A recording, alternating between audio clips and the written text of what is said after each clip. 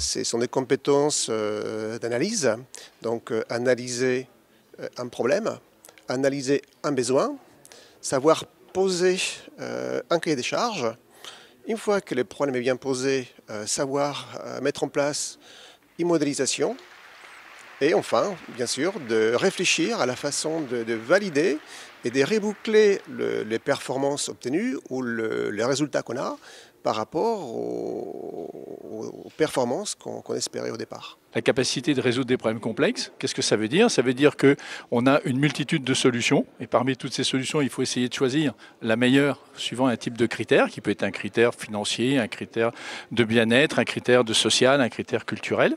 Et puis, à partir de là, le moyen de résoudre ces problèmes, c'est essentiellement le compromis. Donc, il faut apprendre à nos jeunes à résoudre des problèmes par les compromis. Des compétences bien sûr technologiques, scientifiques, de programmation, enfin tout cela, tout le monde le sait. Mais ça participe aussi du développement de la culture du travail ensemble, la culture de projet.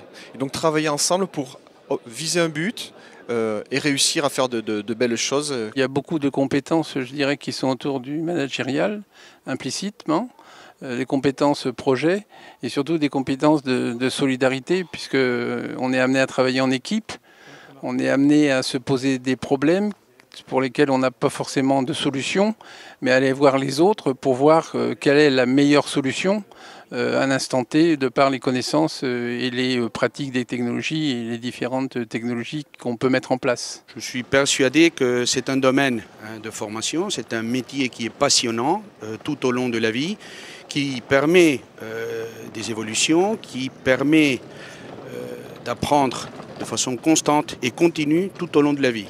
Donc c'est vraiment une passion. Les ingénieurs, quand ils conçoivent un système, ils ne commencent pas par faire du bricolage. Il y a toute une étape de modélisation, de simulation et d'expérimentation, d'analyse d'un problème complexe, de l'appréhension d'un problème complexe. Toutes ces compétences, voilà, on les développe dans l'enseignement de sciences de l'ingénieur au lycée, dans la voie générale, aussi en voie technologique et en classe préparatoire. Alors nous, dans les UT, la formation, on appelle ça la formation par la technologie. Ils travaillent beaucoup en mode projet.